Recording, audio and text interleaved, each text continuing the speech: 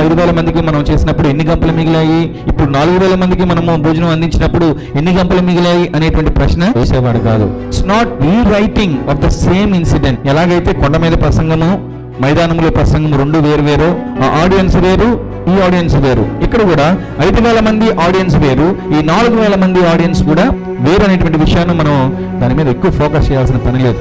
వారేమో ఎక్కువ జ్యూస్ ఉన్నటువంటి సమూహం మధ్యలో జరిగితే, ఇదేమో జెంటైల్స్ ఉన్నటువంటి వారి మధ్యలో జరిగినటువంటి ఒక అద్భుత కార్యము.